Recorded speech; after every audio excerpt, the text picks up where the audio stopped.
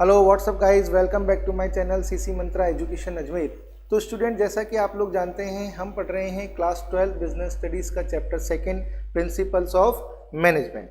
और previous 3 classes के अंदर हम लोग जो है concept of principles of management और characteristics of principles of management, importance of principles of management और हेनरी फ्योल के 7 प्रिंसिपल्स को डिस्कस कर चुके हैं। तो जिन भी स्टूडेंट्स ने प्रीवियस 3 क्लासेस नहीं देखी हैं वो ज़रूर देख लें, उनका लिंक नीचे डिस्क्रिप्शन बॉक्स में गिवन है।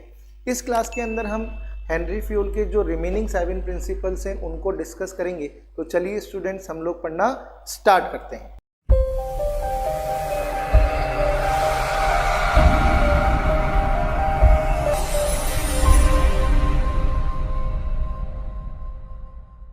तो स्टूडेंट्स, हेनरी फ्योल का जो 8th प्रिंसिपल है वो क्या है? Centralisation and decentralisation. Henri Fayol इस प्रिंसिपल में क्या कहना चाहते हैं कि हमें सेंट्रलाइजेशन और डिसेंट्रलाइजेशन दोनों को ही कॉम्बिनेशन फॉर्म में यानी कि कंबाइंड फॉर्म में जो है फॉलो करना चाहिए। ना तो हमें हमारी ऑर्गेनाइजेशन को फुली सेंट्रलाइज करना चाहिए, ना ही फुली डिसेंट्रलाइज। सेंट्रलाइज से मतलब होता है सारी डिसीजन पावर को कंसंट्रेट कर लेना। डिसेंट्रलाइज का मतलब होता है जो डिसीजन मेकिंग पावर्स हैं उनको डिस्ट्रीब्यूट कर देना। तो हेनरी फ्योल कहते हैं कि ना तो हमें हमारी ऑर्गेनाइजेशन को सेंट्रलाइज करना चाहिए और ना ही डिसेंट्रलाइज करना चाहिए। हमें इन दोनों को ही कंबाइंड फॉर्म में क्या करना चाहिए? एक्सेप्ट करना चाहिए, अप्लाई करना चाहिए। तो पहली बात वो क्या कह रहे हैं? Combination of centralisation and decentralisation. आप अपनी ऑर्गेनाइजेशन के अंदर सेंट्रलाइजेशन और डिसेंट्रलाइजेशन को कॉम्बिनेशन के फॉर्म में क्या करो? अप्लाई करो। किस तरीके से करो?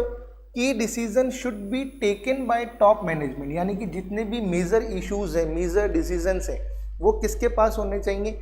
टॉप लेवल मैनेजमेंट के पास होने चाहिए।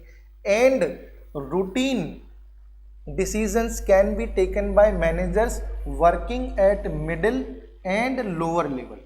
और जो रूटीन लेवल के डिसीजंस हैं उन्हें आप क्या करो? ट्रांसफर कर दो मिडिल लेवल के मैनेजर्स और लोअर लेवल के मैनेजर्स पर। इससे क्या फ़ायदा होगा? एक तो रूटीन वर्क जो है वो स्मूथली चलेगा और जो मेजर डिसीजंस हैं वो टॉप लेवल मैनेजमेंट के थ्रू लिए जाएंगे और टॉप लेवल मैनेजमेंट को दूसरे इश्यूज़ के ऊपर कंसंट्रेट करने का क्या मिलेगा? टाइम मिलेगा। यदि top level management routine level के डिसीजंस को भी अपने पास रखेगा तो उसका वर्क और एनर्जी दोनों ही क्या होंगे? वेस्ट होंगे। वो दूसरे इश्यूज़ की तरफ कंसंट्रेट नहीं कर पाएंगे। तो हमें इन दोनों को हमेशा क्या करना चाहिए? कंबाइंड फॉर्म में क्या करना चाहिए? अप्लाई करना चाहिए। यदि हम ऐसा करते हैं तो हमारी ऑर्गेनाइजेशन को क्या बेनिफिट होगा? Benefits of centralisation as well as decentralisation. हमें दोनों के ही बेनिफिट मिलेंगे। Fast decision at operational level and strict control by top level. इससे मैंने आपको बताया कि यदि आप अपने रूटीन डिसीजंस को मिडिल लेवल और लोअर लेवल मैनेजर्स को दे दोगे डिसीजंस लेने की पावर को, तो इससे रूटीन वर्क जो है स्मूथली लेवल के ऊपर चलता रहेगा और साथ ही साथ जो की डिसीजंस हैं वो टॉप लेवल मैनेजमेंट के पास रहने से उनका ऑर्गेनाइजेशन के ऊपर एक स्ट्रिक्ट कंट्रोल भी रहेगा। यानी कि हमें डिसेंट्रलाइजेशन और सेंट्रलाइजेशन दोनों के ही बेनिफिट क्या होंगे? रिसीव होंगे। नेक्स्ट, यदि हम ऐसा नहीं करते हैं तो क्या होगा? Complete centralisation will result delay in decision. यानी कि अगर हम पूरी तरह से सेंट्रलाइजेशन को फॉलो करेंगे तो हमारे एक्शंस में क्या होगा? डिले होगा, यानी कि फास्ट डिसीजन मेकिंग नहीं हो पाएगी। कंप्लीट डिसेंट्रलाइजेशन करते हैं will result in misuse of authority. तो फिर जो एम्प्लॉयज़ और वर्कर्स हैं वो अथॉरिटी का क्या करेंगे? मिसयूज करेंगे। तो ना तो पूरी तरह सेंट्रलाइजेशन बेटर है और ना ही पूरी तरह डिसेंट्रलाइजेशन बेटर है। हमें इन दोनों को किस फॉर्म में अपनाना चाहिए? कंबाइंड फॉर्म में अपनाना चाहिए, तभी हमारी ऑर्गेनाइजेशन में स्मूथ वर्किंग हो पाएगी। नेक्स्ट प्रिंसिपल जो है वो है प्रिंसिपल ऑफ स्केलर चेन। बहुत अच्छा प्रिंसिपल है, इंपॉर्टेंट प्रिंसिपल है, एग्जाम में क्वेश्चन पूछा जाता है। देखिए स्केलर चेन होती क्या है, पहले इस चीज़ को आप समझिए। Following line of authority and hierarchy of manager for communication every information. यानी कि स्केलर चेन एक लाइन ऑफ अथॉरिटी होती है। क्या होती है? लाइन ऑफ अथॉरिटी, जिसमें आप देख पा रहे हैं कि ए जो है वो टॉप लेवल पर है, बी ए के नीचे है, सी बी के नीचे है, डी सी के नीचे है, ई डी के नीचे है। तो ये एक तरीके से क्या है, एक लाइन ऑफ अथॉरिटी है। क्या है, लाइन ऑफ अथॉरिटी है। उसी तरीके से बी के सेम पोजीशन पर एल है, फिर एम है, एन है, ओ है, फिर लास्ट में पी, एफ। इस तरीके से ये क्या है, लाइन ऑफ अथॉरिटी है जो हमें ये बता रही है कि कौन किसका सुपीरियर है और कौन किसका सबऑर्डिनेट है। इसमें हेनरी फ्यूल ये भी कहना चाहते हैं कि जो भी इंफॉर्मेशन होता है, कम्युनिकेशन होता है, वो इस लाइन ऑफ अथॉरिटी के हर लेवल से क्या होना चाहिए, पास ऑन होना चाहिए। इससे क्या होगा, जो कम्युनिकेशन गैप होता है वो नहीं रहेगा, वो बिल्कुल भी नहीं रहेगा। सपोज कीजिए अगर F को P के साथ कम्युनिकेट करना है, जैसा कि आपको स्केलर चेन में दिख रहा है कि F को यदि P के साथ कम्युनिकेट करना है तो अगर स्केलर चेन को फॉलो किया जाए तो F पहले इंफॉर्मेशन किसको देगा, E को, E किसको देगा, D को, D किसको देगा, C को, C किसको, B को, और B किसको देगा, A को, A किसको देगा, L को, फिर L M को देगा, M N को देगा, और N O को देगा, और O P को देगा। यानी कि इंफॉर्मेशन इस तरीके से जाएगी किसके पास, P के पास। लेकिन साथ ही साथ इसका फ़ायदा क्या होगा कि कोई भी कम्युनिकेशन गैप नहीं रहेगा। लेकिन अब आप सोच रहे होंगे सर ऐसे तो बहुत देर हो जाएगी, अगर कोई इमरजेंसी कंडीशन हुई तो फिर क्या होगा। तो हेनरी फ्यूल ने ये भी कहा है कि इमरजेंसी की कंडीशन में इस चेन को जो है ब्रेक किया जा सकता है। यानी कि F अगर चाहे तो वो P से डायरेक्ट भी बात कर सकता है, और इसको कहा जाता है गैंग प्लैंक। लेकिन इसकी परमिशन हेनरी फ्यूल ने केवल तभी दी है जब कंडीशन बहुत ही ज़्यादा क्या हो, अर्जेंट हो, सीरियस हो, तो ही F जो है P से डायरेक्ट कम्युनिकेट कर सकता है, वो भी सेम लेवल से। यानी कि वो भी P से क्यों कर पाएगा डायरेक्ट, क्योंकि F के सेम लेवल पर क्या है, P है। लेकिन अगर F को डायरेक्ट O से कांटेक्ट करना है तो उसे पहले P को ही इंफॉर्मेशन देनी पड़ेगी। तो गैंग प्लैंक को कब यूज़ किया जाता है, जब कंडीशन बहुत ही ज़्यादा अर्जेंट हो, सीरियस हो, और उसमें भी कम्युनिकेट एक एम्प्लॉय दूसरे एम्प्लॉय से तभी कर सकता है जब दोनों क्या हों, सेम लेवल पर हों। तो ये स्केलर चेन का जो प्रिंसिपल है हेनरी फ्यूल ने दिया है, और इसके पीछे उनका मेन रीज़न क्या है कि आपकी ऑर्गेनाइजेशन के अंदर किसी भी तरह का कम्युनिकेशन गैप किसी भी लेवल पर नहीं रहना चाहिए। और उन्होंने अर्जेंसी की कंडीशन में, इमरजेंसी की कंडीशन के अंदर गैंग प्लैंक को की भी परमिशन दी है। लेकिन ये तभी कर सकते हैं जब कंडीशन बहुत ही ज़्यादा क्रिटिकल हो, सीरियस हो, और इन्फॉर्मेशन को तुरंत दूसरे एम्प्लॉय को देना क्या हो, जरूरी हो। अदरवाइज आपको पूरी चेन को फॉलो करना कंपलसरी है, स्ट्रिक्टली। ये बात हेनरी फ्यूल ने कही है। For urgent information the chain be broken through gang plank. ये मैंने आपको समझा ही दिया कि अर्जेंट कंडीशन में हम इस चेन को ब्रेक कर सकते हैं।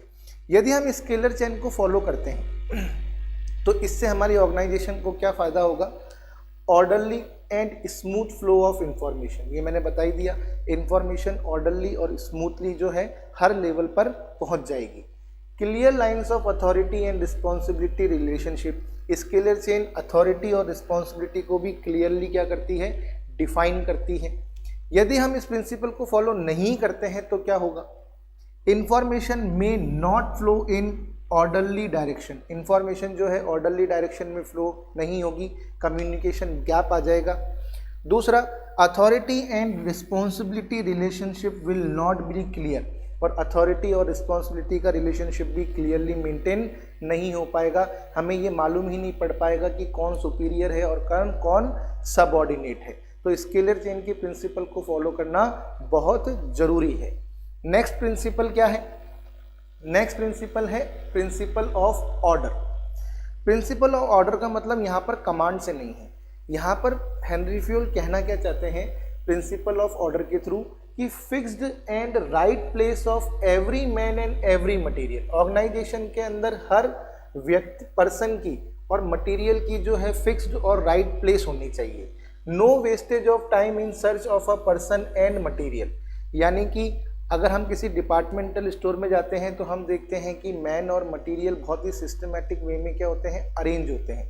यदि मैन और मटेरियल सिस्टमेटिक वे में अरेंज होते हैं तो क्या होता है, इससे टाइम का वेस्टेज नहीं होता मटेरियल और पर्सन को सर्च करने में, और वर्किंग जो है बहुत ही स्मूथली, इफेक्टिवली और एफिशिएंट वे में हो पाती है। तो यहाँ पर हेनरी फ्यूल क्या कहना चाहते हैं कि आपके ऑर्गेनाइजेशन के अंदर जो भी रिसोर्सेज हैं, मैन एंड मटेरियल, उनका एक फिक्स्ड प्लेस होना चाहिए। इससे क्या होगा कि उनको सर्च करने के अंदर वेस्टेज ऑफ टाइम नहीं होगा, एनर्जी वेस्ट नहीं होगी, और जो वर्कर्स और एम्प्लॉयज़ हैं वो अपने काम को बहुत ही स्मूथली और एफिशिएंटली कर पाएंगे।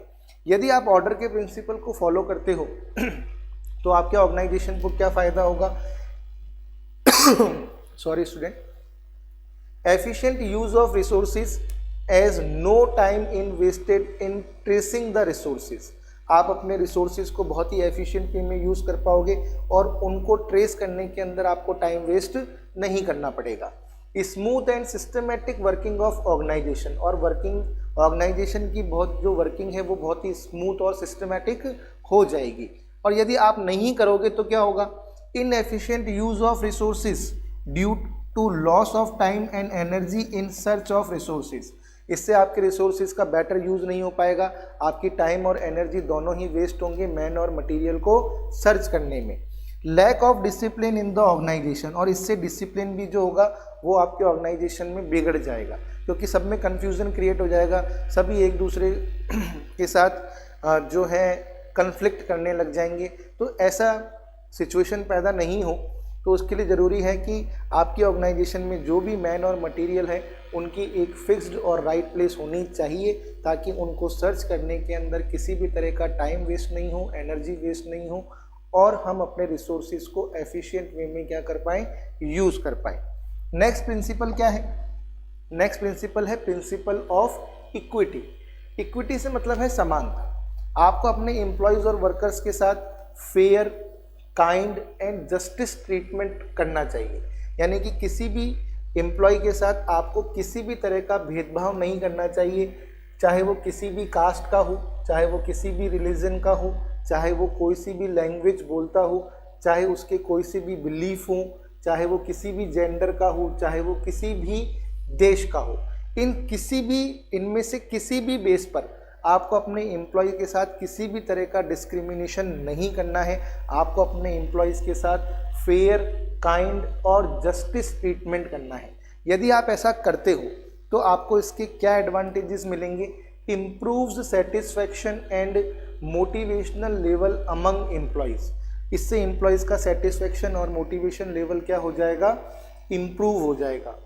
Cordial relation between employees and management, management और एम्प्लॉयज़ के बीच में एक फ्रेंडली रिलेशन क्या होगा, क्रिएट होगा।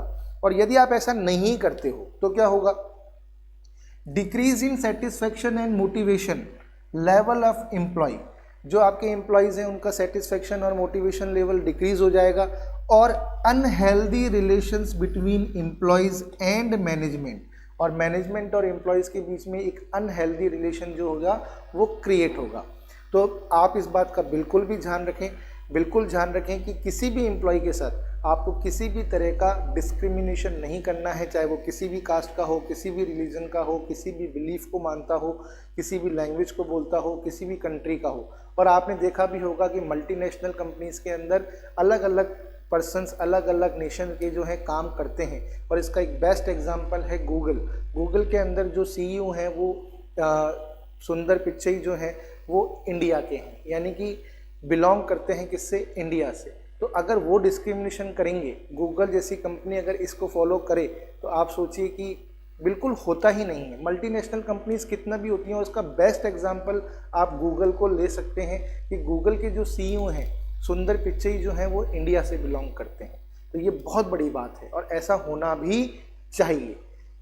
और मल्टीनेशनल कंपनीज इसलिए ही बेस्ट होती हैं कि उनमें ऐसा नहीं किया जाता। और मैंने आपको इसके लिए बेस्ट एग्जांपल दिया है गूगल कंपनी का, कि वहाँ पर ऐसा बिल्कुल भी नहीं होता और किसी भी मल्टीनेशनल कंपनी में ऐसा नहीं होता, तभी तो वो इतनी ग्रोथ कर रही हैं।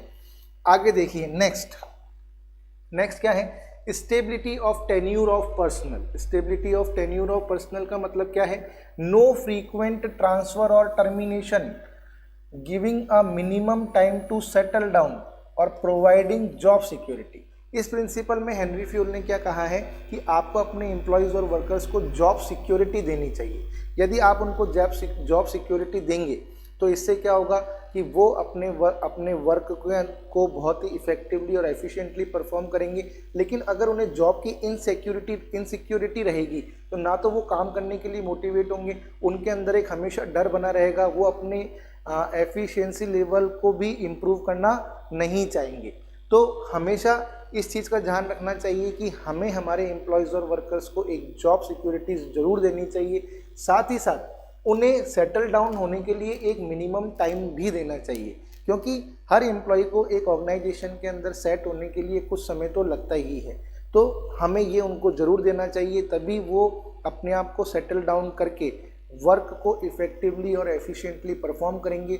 और साथ में उन्होंने ये भी कहा है कि जॉब सिक्योरिटी तो होनी ही चाहिए और आपको टर्मिनेशन नहीं करना चाहिए अपने एम्प्लॉयज़ का, और फ्रीक्वेंट ट्रांसफ़र भी नहीं करना चाहिए। ना तो आप फ्रीक्वेंट ट्रांसफ़र करो, ना ही फ्रीक्वेंट टर्मिनेशन करो। यदि आप ऐसा करते हो, फ्रीक्वेंट ट्रांसफ़र करते हो, टर्मिनेशन करते हो, तो इसमें नुकसान आपका ही है। यदि आप फ्रीक्वेंट टर्मिनेशन करते हो तो आपको दूसरे एम्प्लॉयज़ को अपॉइंट करना पड़ेगा, उसमें फिर टाइम लगेगा, नया एम्प्लॉय जो है सेटल होने में फिर टाइम लेगा और वो आपके रिसोर्सेज को भी वेस्ट करेगा। और दूसरी चीज़, उसको अपने वर्क को प्रॉपरली स्टार्ट करने के अंदर काफ़ी समय लग जाएगा और आपको इससे नुकसान ही होगा। और यदि आप फ्रीक्वेंटली ट्रांसफ़र करते हो तो जब एक एम्प्लॉय दूसरी जॉब पर जाता है तो वो वहाँ पर क्या करता है, सेटल डाउन होने में वक्त लेता है। अब जब वो सेटल डाउन हुआ, उसमें उसको दोबारा जो है ट्रांसफ़र ऑर्डर रिसीव हो गया, तो फिर वो दूसरी जगह जाकर सेटल डाउन होने में वक्त लेगा। तो अल्टीमेटली नुकसान ऑर्गेनाइजेशन का ही होता है। तो ऑर्गेनाइजेशन को ना तो फ्रीक्वेंटली ट्रांसफ़र करने चाहिए और ना ही फ्रीक्वेंटली टर्मिनेशन करना चाहिए, क्योंकि इन दोनों के अंदर जो लॉस है वो ऑर्गेनाइजेशन का ही है। क्योंकि एम्प्लॉय को अपने जॉब को प्रॉपरली करने के लिए कुछ टाइम जो है सेटल डाउन होने के लिए चाहिए ही होता है। तो आपको वो टाइम बार बार देना पड़े, इससे बढ़िया है कि आप एक ही बार दे दो और जब एम्प्लॉय सेटल डाउन हो जाए तो उसके एफिशिएंसी और इफ़ेक्टिवनेस को इम्प्रूव करने के लिए उसे ट्रेनिंग प्रोवाइड करो। ये बेटर रास्ता है, एक वे है, अगर आप चाहते हैं कि आपके ऑर्गेनाइजेशनल गोल जो हैं आपको ईजीली अचीव हो जाएं। तो हमें फ्रीक्वेंटली ट्रांसफ़र और टर्मिनेशन इन दोनों से ही बचना चाहिए और हमें हमारी एम्प्लॉयज़ को जॉब सिक्योरिटीज़ देनी चाहिए, तभी वो हमारे ऑर्गेनाइजेशन के लिए वर्क कर पाएंगे। तो यदि हम इस प्रिंसिपल को फॉलो करते हैं तो हमें क्या फ़ायदा होगा, increase in efficiency of employee due to feeling of job security. जब उनके अंदर जॉब सिक्योरिटी की फीलिंग आ जाएगी तो उनका एफिशिएंसी लेवल क्या हो जाएगा, इम्प्रूव हो जाएगा। Better reputation and goodwill of the company, और जो ऑर्गेनाइजेशन ना तो टर्मिनेशन करती है ना ट्रांसफ़र करती है तो उसकी जो रेपुटेशन होती है वो ऑटोमेटिकली क्या हो जाती है, बढ़ जाती है। हर कोई उस कंपनी में जॉब करना क्या करता है, पसंद करता है। यदि हम ऐसा नहीं करते हैं तो हमें क्या क्या नुकसान होंगे, unnecessary labour turnover creates and atmosphere of disbelief. यदि आप फ्रीक्वेंटली टर्मिनेशन करते हो, ट्रांसफ़र करते हो, तो इससे आपके एम्प्लॉयज़ के अंदर क्या आ जाएगा, आपकी कंपनी के प्रति एक डिसबिलीफ पैदा हो जाएगा और वो अपनी एफिशिएंसी लेवल को इंक्रीज़ नहीं करेंगे। Decline the reputation of the company, और हर कोई आपकी कंपनी को क्विट करके दूसरी कंपनी में जाना चाहेगा, आपकी रेपुटेशन क्या हो जाएगी, डाउन हो जाएगी। तो ऐसा नहीं हो, इसके लिए हमें इस प्रिंसिपल को फॉलो करना चाहिए। नेक्स्ट क्या है, इनिशिएटिव।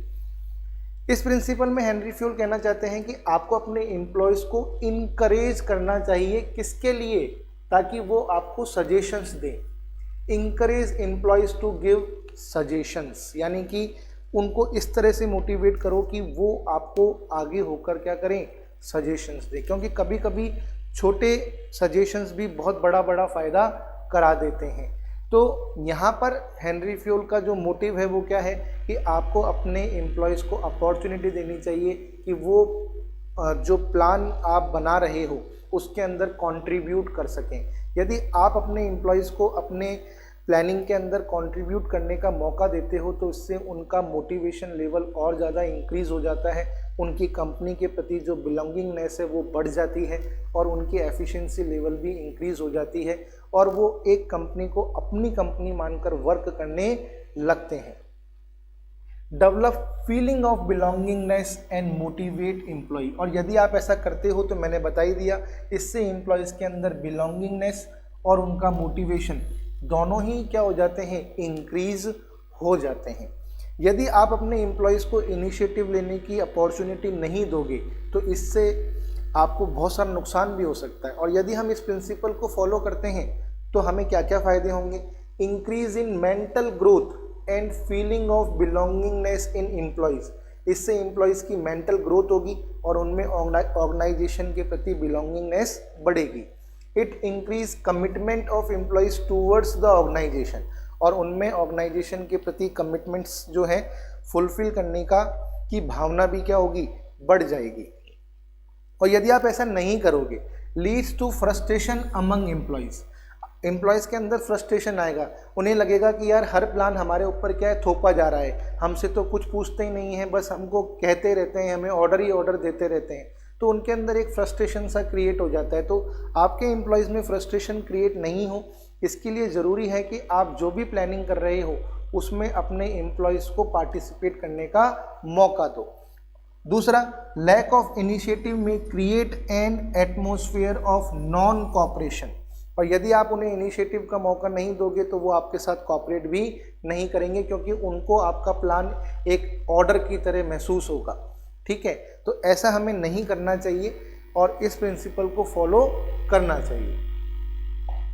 लास्ट प्रिंसिपल क्या है, एस्पिरिट डी कॉर्प्स, इसका मतलब क्या है कि management must encourage and promote team spirit, unity and harmony, यानी कि मैनेजमेंट को अपने एम्प्लॉयज़ को इंकरेज करना चाहिए, उन्हें उनमें टीम स्पिरिट की जो भावना है, यूनिटी की जो भावना है, हार्मनी की जो भावना है, इमोशंस है, इनको क्या करना चाहिए, प्रमोट करना चाहिए। मैनेजमेंट को आई को रिप्लेस करना चाहिए वी के साथ, यानी कि आई को हटा देना चाहिए और वी को लाना चाहिए। This will give rise to mutual trust, ऐसा करने से एम्प्लॉयज़ के अंदर म्यूचुअल ट्रस्ट पैदा होता है और उनके अंदर एक दूसरे के प्रति बिलोंगिंगनेस जो है वो इंक्रीज होती है। और यदि आप इस प्रिंसिपल को फॉलो नहीं करते हो तो क्या होगा, और करते हो तो क्या होगा। यदि हम इस प्रिंसिपल को फॉलो करते हैं तो एडवांटेजेस क्या क्या मिलेंगे हमें, develops N atmosphere of mutual trust, यानी कि जो हमारे एम्प्लॉयज़ हैं उनमें एक दूसरे के प्रति क्या आएगा, म्यूचुअल ट्रस्ट आएगा। Helps in achieving group goals, और म्यूचुअल ट्रस्ट के इम्प्रूव होने से हमें हमारे ऑर्गेनाइजेशन गोल को अचीव करने में हेल्प मिलेगी। और यदि हम इस प्रिंसिपल को फॉलो नहीं करते हैं तो lack of team spirit and employees में not cooperate with each other, उनके अंदर टीम स्पिरिट की जो इमोशन है वो क्रिएट नहीं हो पाएगा और वो एक दूसरे के साथ कोऑपरेट नहीं करेंगे। ग्रुप गोल्स में नॉट बी अचीव्ड, और हमें हमारे ग्रुप गोल्स भी अचीव नहीं हो पाएंगे। तो स्टूडेंट्स, यहाँ पर हमने हेनरी फ्योल के जो 14 प्रिंसिपल्स हैं उनको कंप्लीट कर लिया है। अब हम नेक्स्ट क्लास के अंदर फ्रेडरिक विंस्लो टेलर के साइंटिफिक मैनेजमेंट को पढ़ेंगे और मैं आशा करता हूँ कि आपको मेरी क्लासेस जो हैं वो पसंद आ रही हैं, और यदि पसंद आ रही हैं तो प्लीज़ मेरे चैनल को आप सब्सक्राइब करिए, लाइक कीजिए, शेयर कीजिए और कमेंट करना बिल्कुल भी मत भूलिए। Thank you very much.